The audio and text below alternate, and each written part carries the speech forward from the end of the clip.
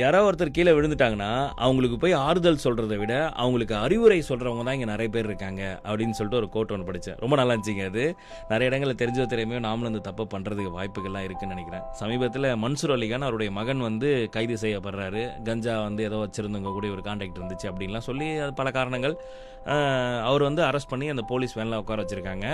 இவர் மன்சூர் அலிகான் வழக்கம் போல் அவருடைய கண்ணாடி ஒரு போட்டு 2 சட்டை பட்டன்லாம் கழட்டிட்டு தலையாடி சீவிட்டே கிட்ட போயிட்டு கஞ்சா குடிச்சா போலீஸ் அரெஸ்ட் பண்ண தெரியாதா, எதுக்கு அப்படிலாம் பண்ணுற தப்பு அப்படின்னு சொல்லிட்டு அடுத்த வார்த்தை சரி பயப்படாத அப்படின்னு சொல்லிட்டு சாப்பிட்டியாடா அப்படின்னு கேட்டார். அது ஒரு மாதிரி நல்லா இருந்துச்சு எனக்கு. அது என்னதான் இருந்தாலும் சரி ஓகே நம்ம பையன் தானே வா அப்படின்னு சொல்லிட்டு ஒருத்தன் கீழே விழுந்துட்டான் தப்பு பண்ணிட்டான் அப்படின்றப்ப ஏறி மிதிச்சு எனக்கு தெரியும் அப்போவே இதுன்னு சொல்லாமல் சரி விடு வா பேசிக்கலாம் வா அப்படின்னு அந்த கூப்பிட்ற ஒரு மனநிலை இருக்குல்ல, அந்த ஆறுதல் பல பேருக்கு தேவைப்படுது.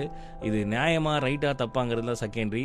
பட் அடிப்பட்டவனுக்கு தேவை அந்த இடத்துல அறிவுரைகள் கிடையாது, ஆறுதல் தான். என்ன சொல்கிறீங்க?